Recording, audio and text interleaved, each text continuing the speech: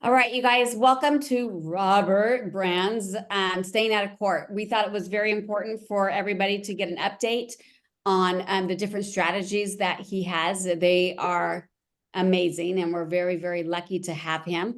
I'm just going to hand it right over to you, Robert. Okay. Thank you very much, and good morning, everybody.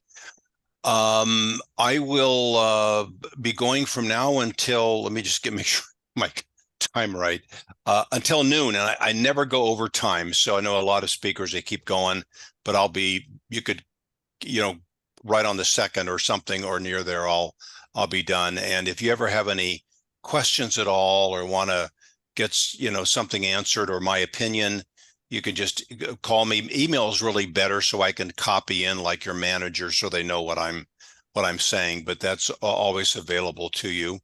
So I always like to give a shout out to who I think is the best source of real estate information in California, Gov Hutchison. I think just about everybody knows him or knows of him with Carr, and he's just does a phenomenal resource. So whenever he's passing through town or whatever, and you have the opportunity to listen to him, he's just a phenomenal guy. So a big topic, my sole topic, this is I hate to say this out loud, but this is my 32nd year in California here talking about this one single topic. It's by far the number one source of litigation against residential agents. So we'll cover as much time as I can. I do not charge for what I do, never have. I do not sell anything whatsoever. So I'm very graciously sponsored by service providers. Here are their logos, and I'm just going to do about 3 or 4 minutes of content and then have them, say hello to you, and so they can get on with their day. And so let's get going on, starting with the visual inspection. Just a disclaimer, if there's anything I say that's different than your company policy, go with company policy. I don't think that'll happen, but I do like to say that. So assuming everybody uses the AVID, if that's not a mandatory form by law, but just almost every agent uses it in California, at least that are with the sizable companies. Notice it says that we do a visual inspection. So a question that might arise is, does that mean that the only thing that you're doing is just visual in terms of the senses that we have as human beings, like, hearing and all the other stuff? And the answer actually is no. Even though it does say visual, it's more than that. They haven't changed the wording, but it really is more than that. It's really kind of morphed to mean any sensory perception. So 2 examples. Let's say I'm either side of the deal. I'm doing my AVID thing, a 2-story home. I'm upstairs. I'm going from room to room. And as I cross the hallway, I get the impression, just slight impression, barely there, but I get an impression that maybe the flooring is in some areas very slightly uneven. Most people probably wouldn't notice it, but I do. Well, that would be a disclosure issue. I can't look at the floor and see, but it's a sense of balance. So that's more than visual. Probably a lightweight disclosure, like upstairs hallway floor appears to have some unevenness or something like that, and that's not going to freak anybody out. Then I'm downstairs, kind of family room, kitchen area, and there's a really, really strong, what I would call like a mildew smell or musty odor in that area, but it's like overpowering.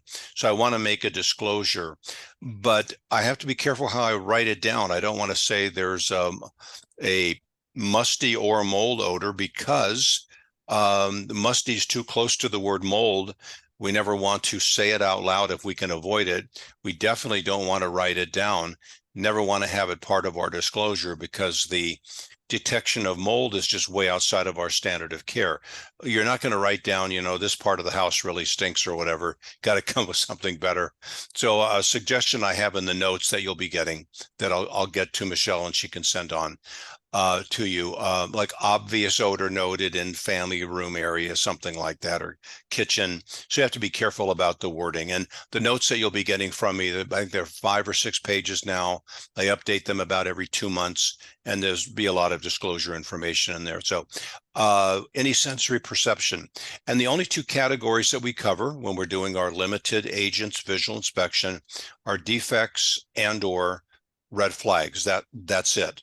And just some quick definitions. A defect, simple example would be kitchen windows broken. And that's our disclosure, cracked window. It's not a big crack, small crack. Upper right corner crack is not from the rock or the baseball or the frisbee, just cracked window. Make it as simple as you can. Anytime we get into specifics, they can become arguable, but everybody would agree the window's cracked. And the other category, besides defects, are red flags. That's where, the window we know is messed up. We don't know what's going on here, making it a red flag. It's a suspicion. And a very common, since I look at a ton of AVIDs, a very common disclosure would be there's a water stain on the ceiling or something like that. Well, I don't know if it's from water or there's a large water stain. I don't want to use the word large. I want to use as few words as I can. So I'm not going to go up in the attic. That's outside my standard of care. I don't know if this is from water. I don't know if they're storing something like they could have white wine stored in the attic and a bottle could break. There's a lot of things I don't know, but I do need to make a disclosure. I'm not going to say large water stain or medium, large, just stain noted at ceiling. And if there's maybe a window below there, I could say, above window, in the area above window. But I want to make a disclosure, but I have to be careful that I don't put too many words or descriptive words in that disclosure where they can come back and kind of bite me. So lots of challenges. I'll just mention 2 of them for time's sake. I'm in the living room, with the AVID. And when I mention the AVID, I'm going to you probably have it on your phone or your iPad or something. I'm just going to go with like the form in my examples. A lot of people still do use that. Anyway, I can't find anything to say in the living room. Now I'm just doing my agent's limited AVID type inspection. There's nothing to say. It's like, it looks fine. Well, I don't want to say it looks good because that's a compliment and I'm not there to compliment the room.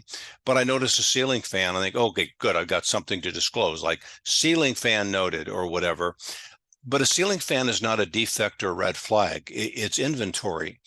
And I'm not supposed to list inventory on the AVID. It's got nothing to do with inventory or what the sellers have or what they're leaving behind. So I'll give you an answer to that in a second. One more of many challenges. I'm trying to keep this brief.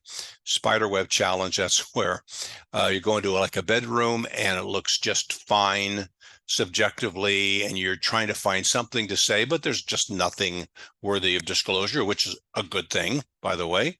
The fewer things that require a disclosure, the less chance of a lawsuit. But I noticed a spider web in the corner, whatever ceiling.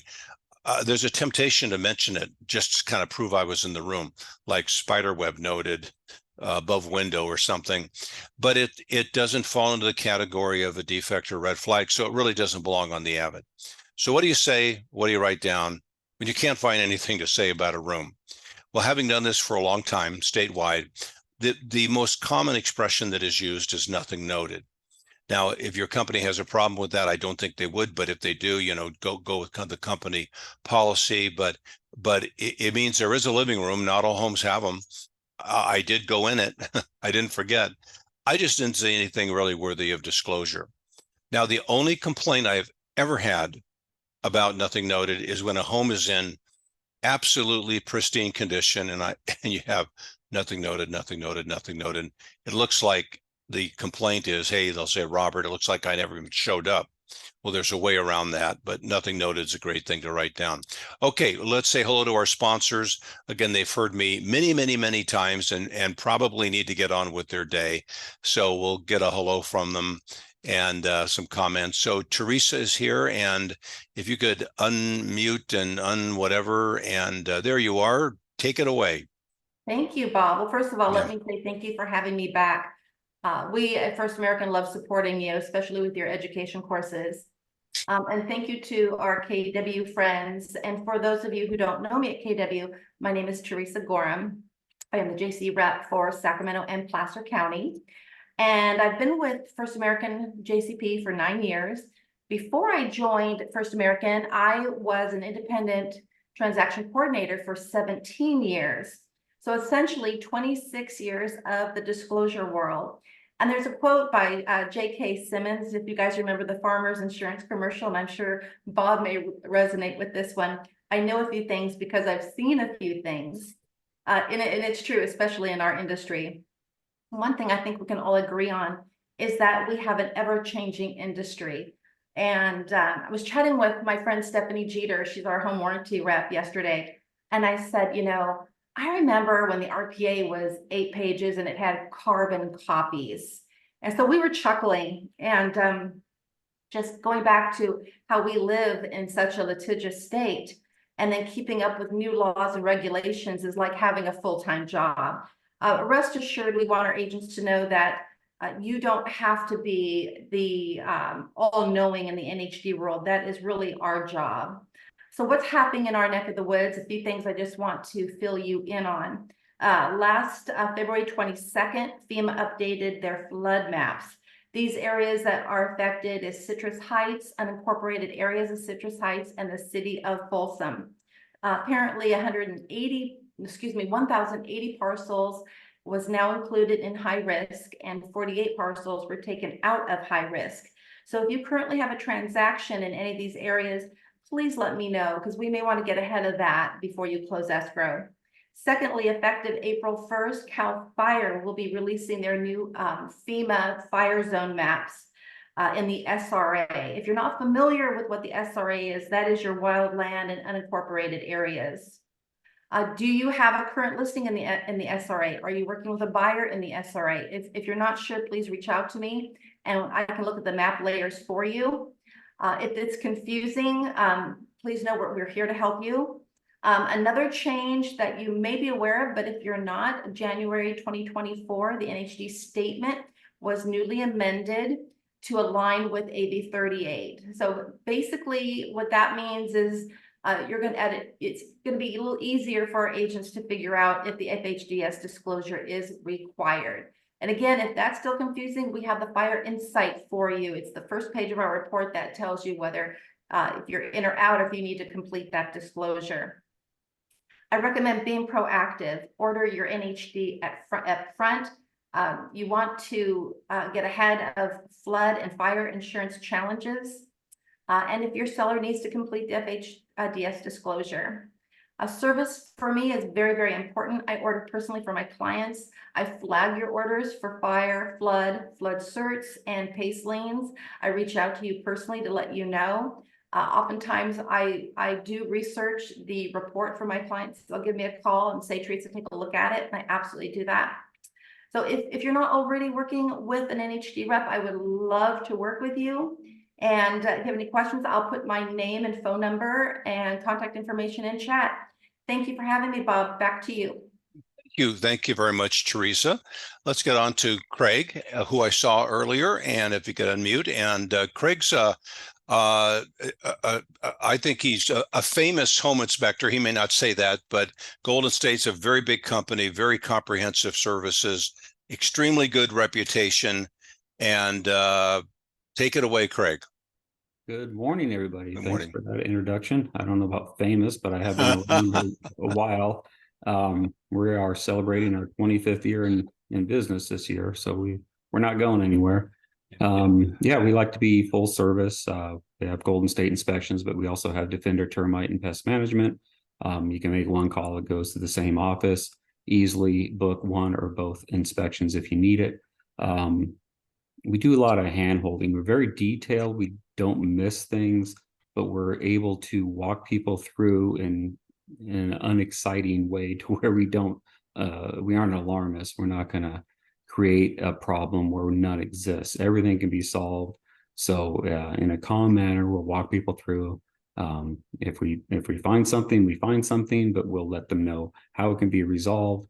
And then sometimes people will ask us if we would actually buy the house, and my answer to them is I would always buy a house if the price is right, and then I throw it back on you guys to determine that part of it. And I have bought houses in all sorts of conditions. We try to be full service, so besides residential inspections, we also do commercial. Again, we do the WDO inspections for termites. We can do pest control. We do mold testing, mold remediation. We have a construction crew, sewer camera inspections, infrared, pool and spa. So we try to cover all the bases, and our reports again are very detailed. They're pictures on both the home inspection and the termite reports. And we're always available for questions. So if you have any clients that 6 months after they move in and they're either dealing with a contractor or they just want some advice on something, I always welcome them to give us a call. And we're kind of their inspector for life. So I've had people call me several years after the inspection and say, hey, you did an inspection for us, and I had a question, thinking about adding a bedroom to the back of the house.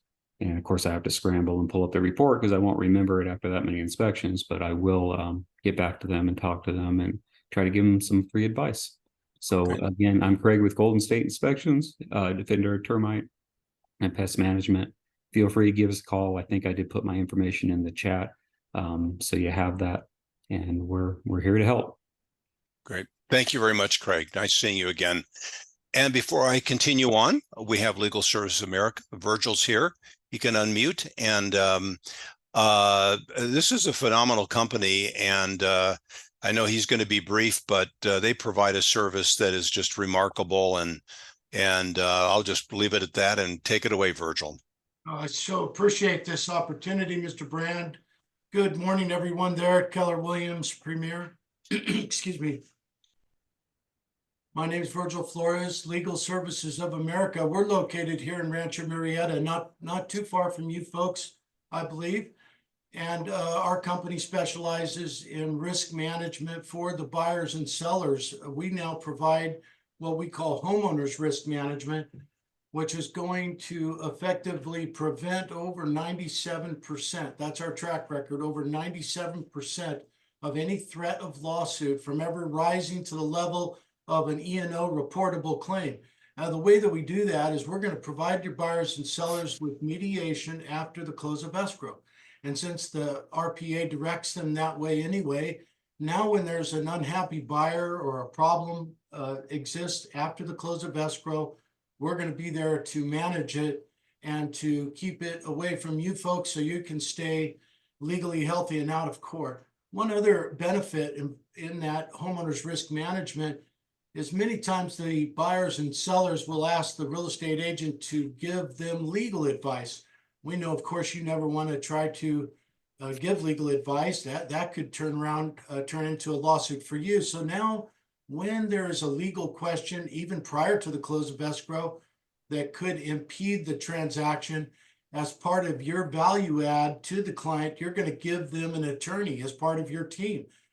We're going to now answer any and all legal questions for the buyer and seller, help walk them through to escrow, remove any legal pitfalls, and keep everybody, again, legally healthy and out of court.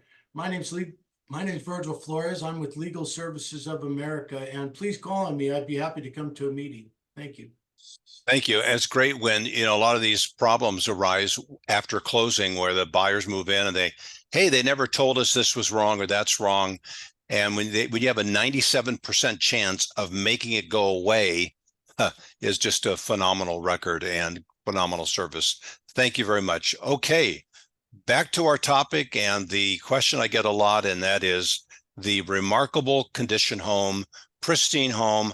Hey, Robert, I can't find anything to put on the AVID or anything else, so I got nothing noted everywhere. So here's a solution to that, although it's not a terribly serious problem, but it comes up a lot. Here in California, the majority of homes, not all, some in the mountain resort areas and stuff like that, Big Bear, Tahoe, whatever, are different. But most homes, or a lot of them, have stucco siding that you see on the left, a brick, which I don't have a picture of. We all know what that looks like. And then concrete driveways, patios, poolside, or whatever. It is impossible, I think, to find any home where all of these surfaces, because they're so hard, are crack free. It doesn't mean that there's a problem with them. It just means there's something you can write down. Like, and I love the word some cracks noted at, and fill in the blank, exterior siding, backyard patio, brickwork at the front of the house, whatever it is. Some is a great word, because if you say, like on a patio, there are three they're not settling cracks, by the way. They're not normal settling cracks. Those are all terms we never want to use. They're just cracks, that's all. And it could be in a tile floor, like a dining room tile floor, just some cracks noted at floor. Some is a great word, because if you have a really picky buyer and you've disclosed that there are 3 cracks in the patio, well, maybe you missed 1 or 2, or it was covered up, or you got a kind of persnickety buyer that's, has really researched this or gone out there with a fine-tooth comb. No, there's actually 5 cracks, and I wouldn't mind 2 of them, but there's 5 and all that. But some is generic and means more than 1. So that's something that you can always say. If you're wondering where to write it down, there's other places on the AVID, but where's my high-tech arrow? There it is. At the very end, or near the very end, is a kind of a catch-all: other observed or known conditions not specified above. So it can always go there at the very least, if not before. So that works really well. Okay. Let me just back up. Stating the obvious. This is when you're representing a buyer and you're showing them, let's say you're showing them this home, the one on the right with the white fence. Well, it's really easy to see that there's a school across the street. Maybe that's a big plus for them, because they've got kids that go to that school, who knows, or maybe they don't. Well, the issue is, sometimes when we're involved in a transaction, there is something that is so obvious we think we don't need to disclose it. And that's a mistake. We do need to disclose it. The other potential problem is we disclose it the wrong way, and that can backfire on us too. So here is a common mistake that is made. The agent will list out things that may affect, we don't really have to mention the things that are good, because nobody's going to sue over those, but some of the negative things, like there's going to be gridlock, in the morning and afternoons, kids dropped off, kids picked up. There's going to be sporting events at the school, and the bell, I don't know if they still do bells for class change, but kids hanging around. There's just going to be a lot of things going on. The problem is, if you itemize it, they can always find, or their attorneys can find, something that's not on the list. So I'll give you an answer to how to solve that problem. You mentioned that there's gridlock in the morning, and the buyers say, hey, that doesn't really bother us. We're not going anywhere at that time of the morning and afternoon. What really bothers us is they have the band practicing out here every afternoon or something like that. Well, there's a disclosure that covers all of it. Let's see, where was I? I travel a lot. LA area, Interstate 10, La Cienega or something. I don't know what the cross street is. You look at that house there. It's hard to get closer to a freeway. Right over the ivy hedge, there's an on-ramp. So here's an example. We disclose that there's a freeway nearby, which we got to do no matter how obvious it is. Buyers may experience noise would be one of them. A big freeway, it's going to be 24 hours a day. Gasoline fumes, and we've got a couple other things. Well, if the buyers are kind of litigation prone, and in California, they'll be besieged by things in the mail, in their email, just showing up everywhere from attorney firms. If you've got any problems in the house, come and see us, and we can, make it go away, and you can probably get some money too. Well, if we mention that there's gasoline fumes, all the buyers have to say is, gasoline fumes don't bother us. What really bothers us are diesel fumes. We didn't even think about that, and you didn't mention them. And you go, oh gosh, how long do I have to make the list? So I'll give you a solution there. And one more picture, and then we'll get to an answer. Shopping center. There's been some litigation with the houses up above, and I've been involved. It's about 1/4 of a mile long, so it's pretty big. There's a Target, big box supermarket, much of other stores, and the houses up above, nice homes, view homes, kind of expensive places, and there's been some complaints about the level of delivery truck noise, but not so much during the day. It's that it never stops. Where a buyer will say, well, we knew we're buying by a shopping center. We like the view, so we're willing to, deal with the shopping center. But we thought that since Target closes like at 9 o'clock or whatever, the things would quiet down. Well, in larger shopping centers, there are deliveries 24 hours a day, and they back up and you get the beep, beep, beep, beep thing and so forth. So here, let me kind of get to the answer. First of all, or an answer, we should disclose things that are obvious. Never say, well, the buyers can so easily see the highway, the freeway, the Walmart across the street, whatever it is. I don't really need to say anything. It's an insult to their intelligence. Forget about that. It's better to disclose. It's just how we disclose. And an example would be when we disclose something near the property. It's, in my opinion, you want to disclose what is there, never the details of what might bother these particular buyers about what is there. So, for example, there is a freeway near the house. They move in, and instead of saying, you told us about the gasoline fumes, and they don't bother us, but you didn't tell us about the diesel fumes. Well, we're not disclosing the gasoline fumes. We're letting them know, quote unquote, there is a freeway near the house. So anything they complain about regarding the proximity of that freeway is in that disclosure.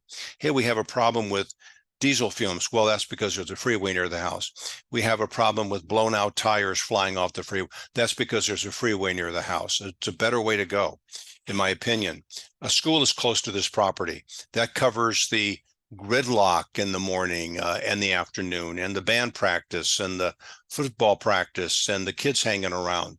Whatever they complain about, in terms of living close to a school, even though you think they wouldn't have missed that, can be consumed or addressed in that short disclosure. Better not to make a list of specifics. And back finally to the shopping center, probably something like, a shopping center is located behind this property. You mentioned the deliveries. Well, maybe it's I don't have my keys with me, car keys, but when people get out of their car to go shopping, they push a button that locks the doors and the horn beeps. We hear horns beeping all day. Nobody told us about that. And the deliveries, we figure they were shutting down in the evening, but at 3 a.m, they're still going, and they're backing up their truck and it's beep, beep, beep, beep. Well, that's because as I disclosed to you, there's a shopping center behind your property. That's what happens to shopping centers. Better to go that way, in my opinion. Okay, how do you disclose, or let's talk about wear and tear items? Those are minor issues in the property, and we think the most common thing is, look, I don't want to mention every little thing. So do I really incorporate wear and tear stuff into my disclosure? So here's some examples: the scuff marks at the baseboard, the carpet's dirty, whatever. So anyway, generally the answer is no. Generally, statewide, there's no disclosure for these observations. It's a lived-in home. There's going to be I wouldn't write down normal wear and tear. I never want to write the word normal down. It's too litigious, but there is wear and tear in every home that's been lived in. So usually no disclosure. And if you do start disclosing, lower the bar down to wear and tear, kind of have to disclose all of it. And then it becomes too burdensome. There's too much information you're conveying, and it overwhelms the client. Way too much in the AVID, and we don't want that to happen. So now this is just sort of a funny little thing I like to use to illustrate a meaningful disclosure represented by a guy that's wearing a red and white shirt somewhere in this crowd. The game, I've never actually played it, but I've seen it. It's called, you probably know it. Many of you do. Where's Waldo? Well, if I do this, you can find him really quickly. But I can't find him. Oh, by the way, he was arrested the other day, got in trouble with the law. Just kidding. Anyway, it's hard to find him when you don't have that big arrow going down there. And that's a disclosure issue I want to get to, but there's too many other things in the way. So we don't want to go in that direction. I'll have more on the notes on this, but we do not want to get so repetitive, so particular that we got way too many disclosures about things that never, ever result in litigation. Now, this is kind of a controversial issue. I'll give you my opinion with the caveat. Always go with company policy there at Keller Williams. You're just, but this is the majority view. You know, if you've been around a long time, a really long time ago, and I was here in the business a really long time ago, agents would take like their own camera and take pictures of a crack or a stain or something. Then they got into bringing disposable cameras. They went on the market, and just to kind of prove what the room looked like, or the garage was a mess or something. But the question is not whether or not we can take photos. And there's a program, this is probably the most popular one, the Glide program, part of Zip Form, where it's really, really easy to insert the photos. The question is not, is it easy to insert them? Is it easy to take them? It's whether or not we should, and whether or not, mainly, whether or not that increases our liability. There's a lot of things that we don't do because we're not required to as a real estate licensee. And doing those things just increase our liability. It's just, you know, outside of our standard of care. But anyway, most of us have like cameras on your phone's probably better than mine, but even mine has a camera on it. Okay, so here's something to consider. If we go back to the AVID and just read what we're asked to do, it says visual inspection. It does not hint at or include any kind of special equipment to do that visual inspection. It's kind of been described as a sort of hands behind your back, a little bit more than strolling through the property, but certainly not doing a big inspection of it. It's sort of a middle ground, somewhat casual, somewhat focused walk around the property, but it's a visual inspection. We have to keep that in mind. Competent and diligent visual inspection. If you do take photos and there's a lawsuit, I can guarantee you, you will never take enough photos to satisfy who's ever going after you. So you can never take enough. And knowing that, some agents go in the wrong direction. I'll just take a zillion photos, and that's just overwhelming and not an answer. The reality is we don't need to take them at all. Let me just look at the chat room here. Yeah. Oh, by the way, somebody asked for my email. I put it in the chat room. So anyway, back to the photo thing. The only exception I've ever seen statewide is, and this is kind of a funny picture, but it's a real one.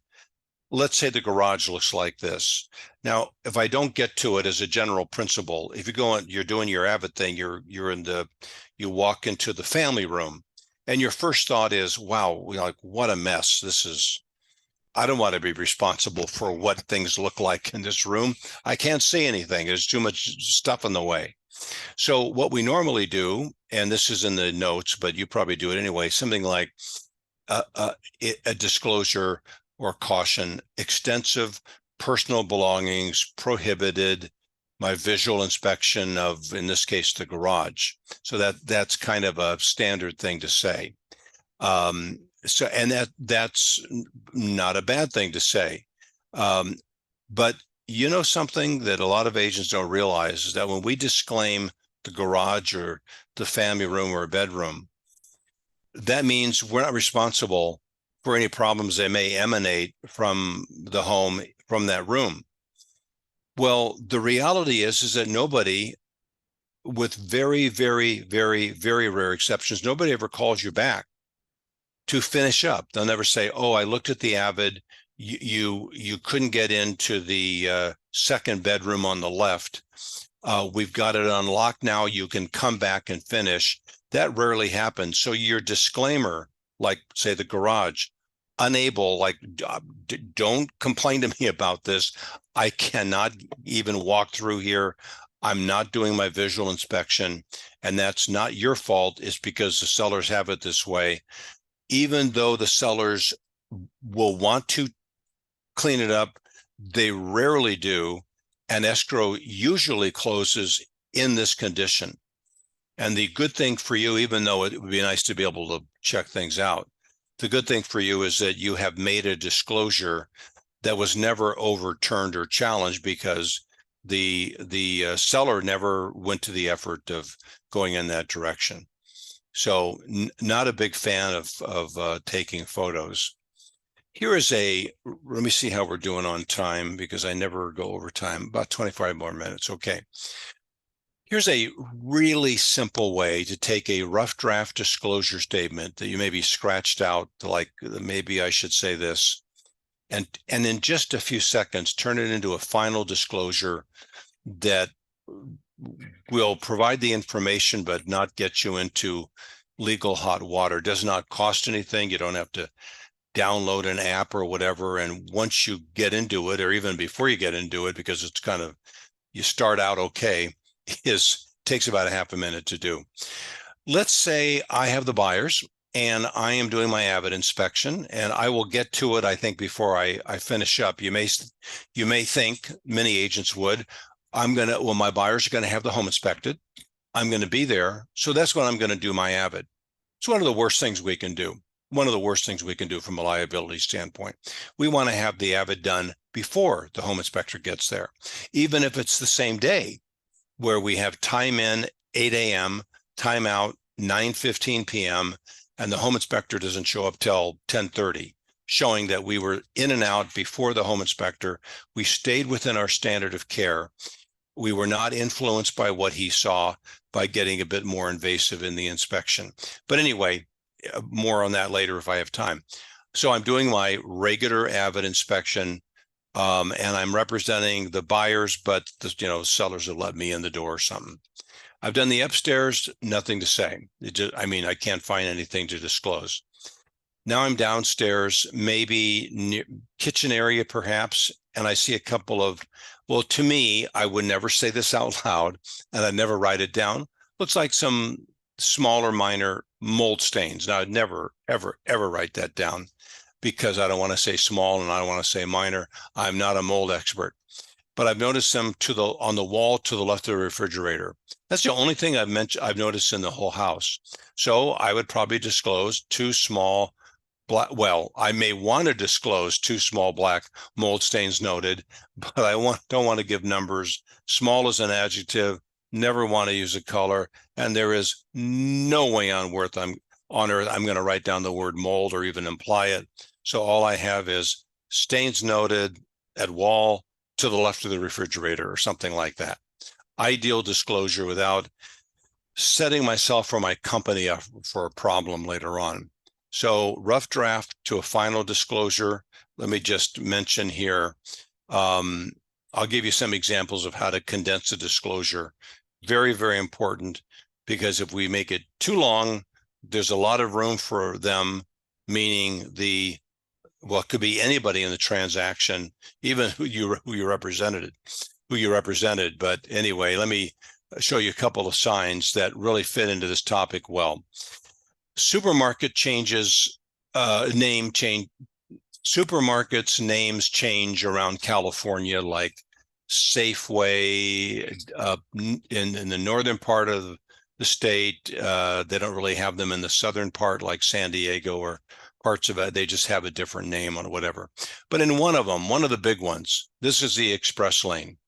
We all probably use it. We're all in real estate. We're probably usually in a hurry. It's very clear, 15 items or fewer. There's been a time, well, just really one time I can think of, where I wanted to get out of there.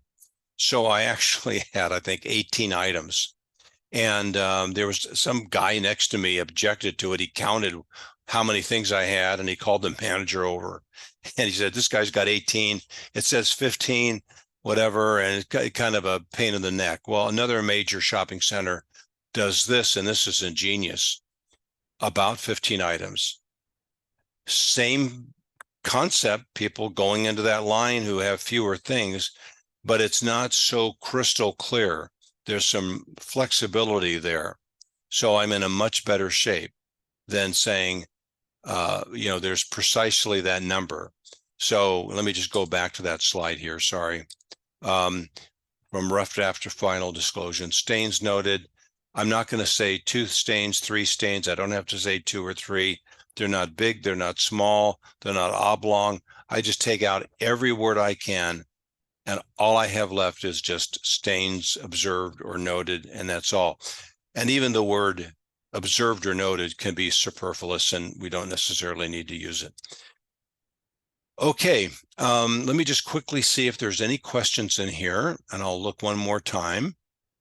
You can ask me anything at all. I can usually answer it.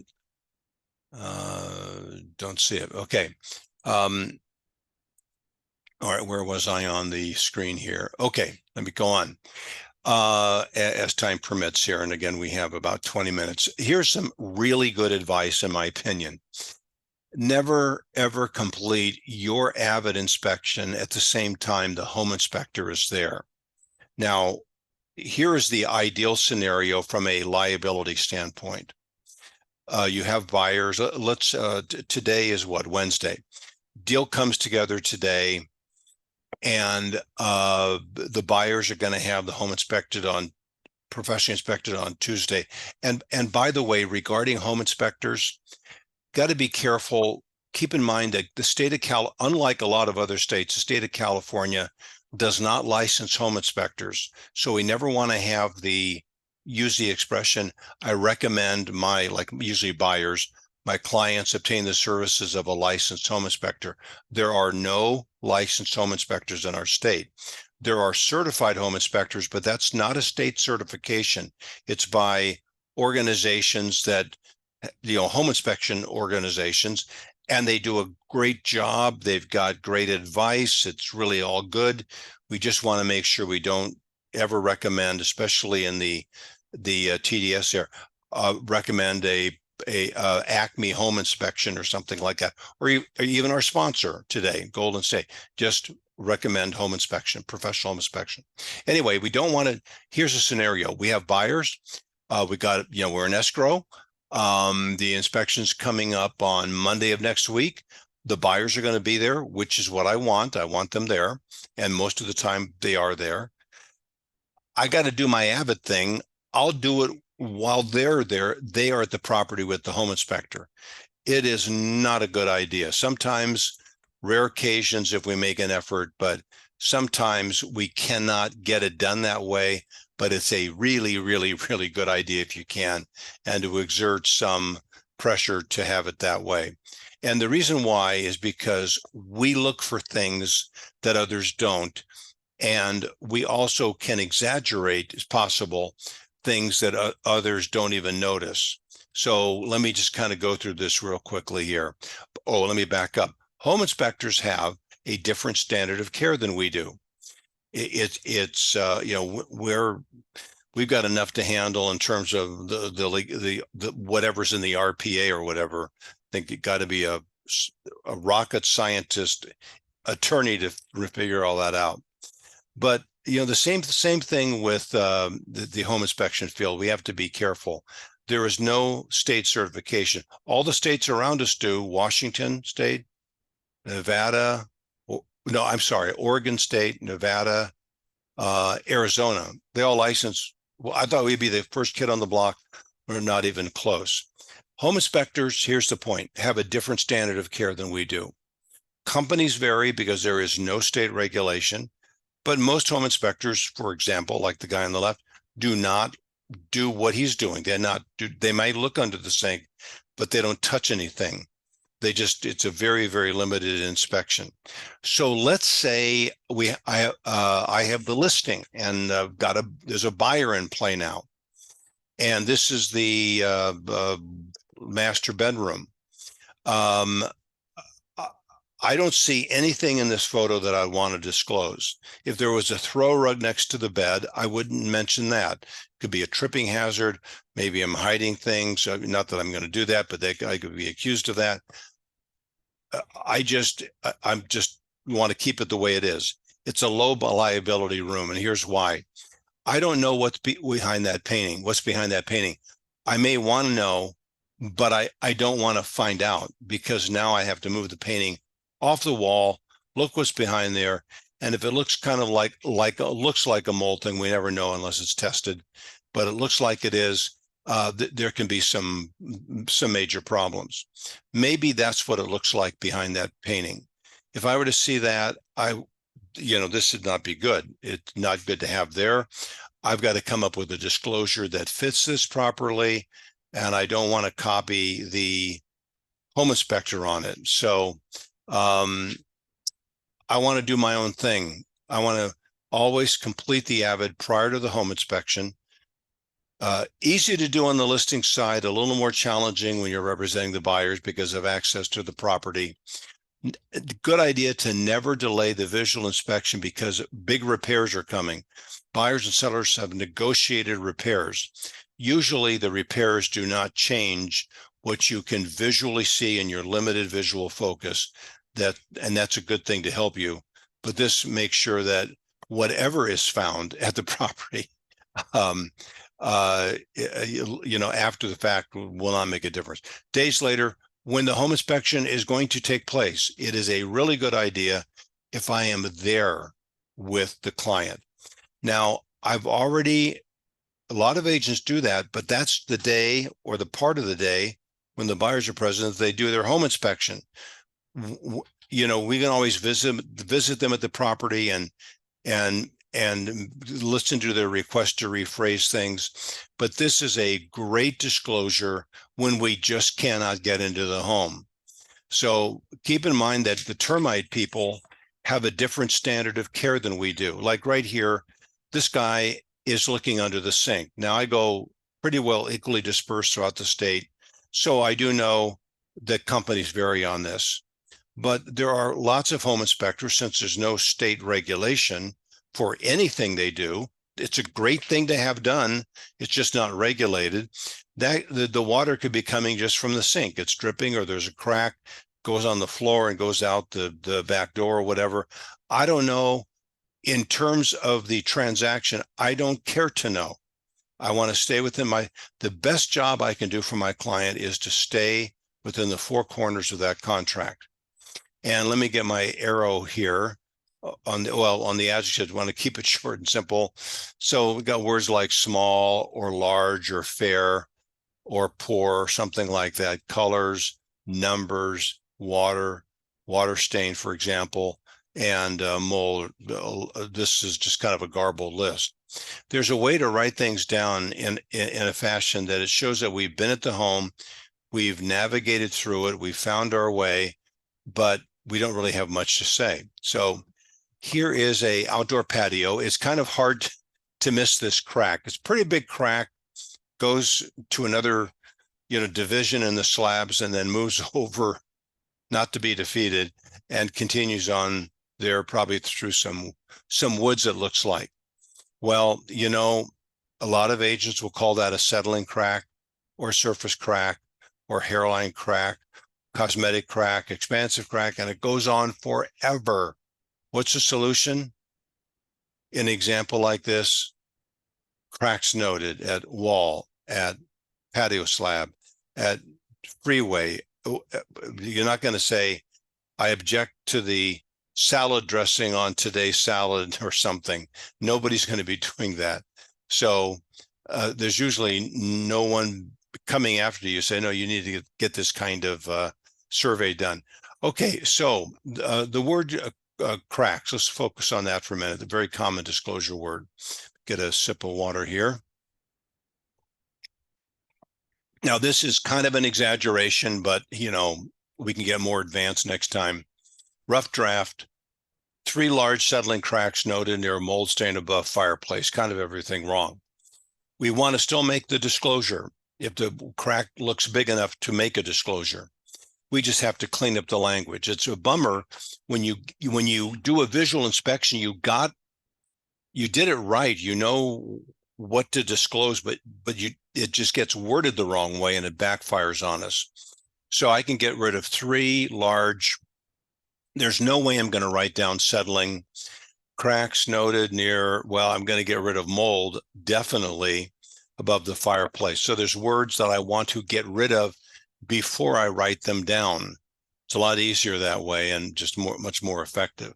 Now, the agent may not agree with what I have to say or whatever, but that's, to be decided later. So cracks, I don't know if beautiful is the right word. What a very nicely worded statement. Cracks noted near a stain above fireplace. It cannot be debated. You're not getting just a hot air balloon because that wasn't it. It burst into flames and, wiped people out or whatever.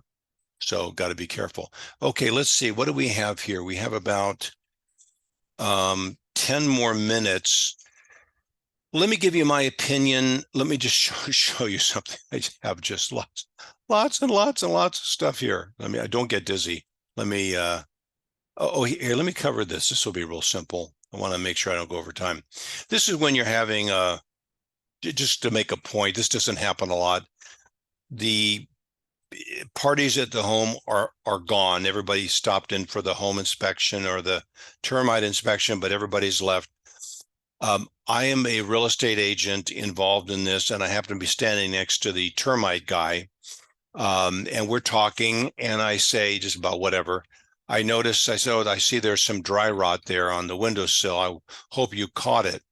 Well, I'm assuming that the inspector caught it, but they would not want to write it down that way. And we don't even want to say things like that conversationally.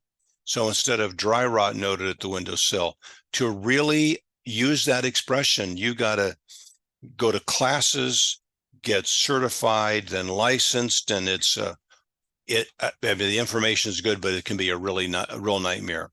So we want to get rid of dry rot and maybe just change it up to where there's no evidence that we were actually on the scene before maybe we should have.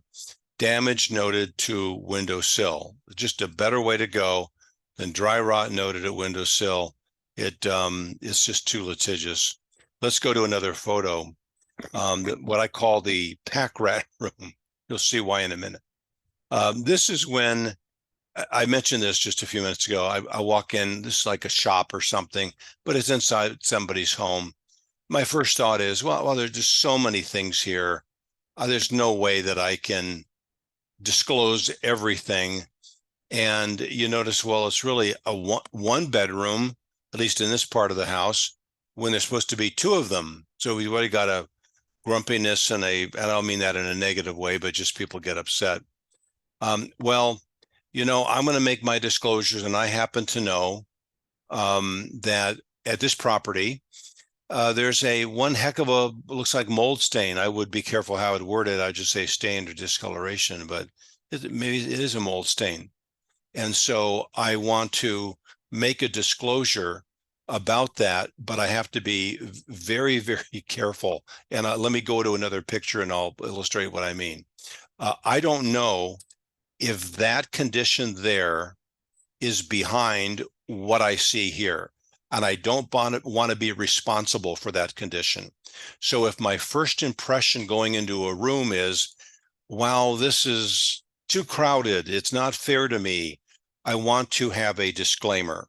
And I think you all know that, but something that you may not think about is that when we make a disclaimer like this for that bedroom, extensive personal belongings prevented a visual inspection, we are very, very rarely ever called back. Now, we're willing to come back, but we're not asked back. And, other things get in the way, but we would come back if we were asked. They clean up the room, you can come back, you can finish up. 98% of the time doesn't happen. And so that disclaimer stays essentially as like a permanent record saying I'm not responsible for this room. So there's a story here. Let me just look at the chat room here. Yeah, okay. I won't look at that again. Thank you. So a family room, the story is buyers move in when it looked like it did on the right. They call up and say, hey, we think that the floor is uneven. Can you come over? They asked their agent, so their agent came over. Mr. Homebuyer had a marble. I don't know where you get marbles these days, but he set it down on the floor, tile floor, and it just started to roll on its own. Well, fortunately, when the agent was there doing his AVID inspection, the room looked like it did on the left. Now, I don't mean it's fortunate that it looked like it does on the left, but the real thing that he did that was fortunate is that he disclaimed the room. Now, I have it in bold print to make it really easy to read, but for family room, and these are not divinely inspired words, come up with your own. Extensive personal belongings prevented a visual inspection of the family room. And that stays there on the AVID, in the file, in the transaction, until if and when I'm called back, and I'm rarely ever called back. So it's a permanent record, protects me. It's not fair for me. I mean, if the flooring was slanted, I should have picked it up if it's to a big enough degree. But you can see from the photo on the left, when I was there, I couldn't do it. I couldn't move more than 3 feet before kind of changing direction. I could not pick up that slope floor. Don't forget, by the way, about the home's exterior in this concept. You know, a lot of people put, I want to use the term debris, but maybe that's a negative. They want to put stuff, you know, they have a boat or scuba gear or whatever, storage at the exterior of their home, or foliage like you see here. Well, you know, I have no idea what's behind that. And just like in a bedroom or family room or a kitchen, when it's overwhelmingly full of stuff, I don't want to be responsible for it. So the same thing goes for outside. So something like this is in the notes: extensive vegetation / debris or whatever applies, prevented a visual inspection of portions of the house exterior. So that's a way to go. I think it's an excellent way. I've seen it save the day for many agents. When the buyers move in, there is a problem, and there is this disclaimer on file. There was so much in the way, I couldn't see it, I couldn't get to it, and the sellers did not cooperate with me to try to get it cleaned up. So kind of a funny ending to this part. If it looks like this, forget about it, drive away. It's too much. Maybe in 100 years it will all be kind of evaporate. Let's see, how much more time? Again, about 2 or 3 more minutes. Simple thing here, keep in mind that a very, very popular expression over the years is the term as is. And it's really, I don't think, a good term to use. It doesn't really mean anything anymore. But disclosure requirements do not change in a so-called as is sale. A lot of times you see it on like a real estate sign post or whatever, or in the verbiage that you see. Disclosure requirements don't change in as is sales. If there's something that, like, you're not going to go in the attic, so that's a given. You're not going to climb on the roof. You're not going to go in an area that's maybe harmful, or they have snakes in there or whatever. So it can really serve as a permanent record. But when we disclaim it, but the term as is interpreted in so many different ways that. But the main thing is that when you'd probably never do this, but some buyers will say, I'm selling everything. The garage is in fair to poor condition. I'm selling off everything, but if it's not sold by the close of escrow, it's just as is condition. And I don't want to have that. That's a litigious word to use.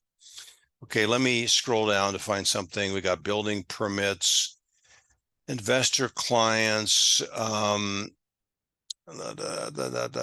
almost be done here.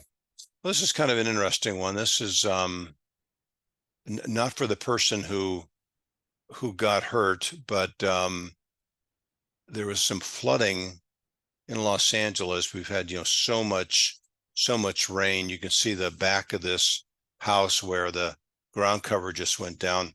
Depending on your age, you might like to know, this is the house of Johnny Mathis. He's a singer, been around forever. Still sounds great, by the way. He's like 87, still going. Let me just show you this picture. This is in La Jolla. Buyers, come on, get my toggle thing here. Buyers move into this. Let me back up here. Here it is. move into this property. And this happens a month after closing. Just look at that. Unbelievable. I'll tell you that story next time. Okay, we're 11:59. Oh, here's real quick. Have you ever saw talking about stigmatized homes next time? Have you ever saw the Father of the Bride movie with Steve Martin? That's the house. It's in Pasadena. It's a real house. It's not in a studio backlot. And lots and lots and lots and lots of people like to look at that house. And that has to do with stigmatized properties. And by the way, the Brady Bunch house in San Fernando Valley of LA is the most, believe it or not, and I know a lot about this house, next to the White House is the most stigmatized lived-in residence in the United States. So there's lots of other things to talk about. I do want to thank, I'll get the notes out to Teresa right away. I want to thank JCP, LGS, Natural Hazard Disclosures, Golden State Inspections, Legal Services of America. Thanks for being here today. My email is, I'm still with AOL, by the way, believe it or not. It's disclosure.info is one word, all lowercase, disclosure.info@aol.com. Thank you again for being here. I'll get the notes off to Michelle. And if you'd like me back again for a refresher or just all brand new information, of which I have plenty, I'd be more than happy to help. So thanks for listening, everybody. Have a great day.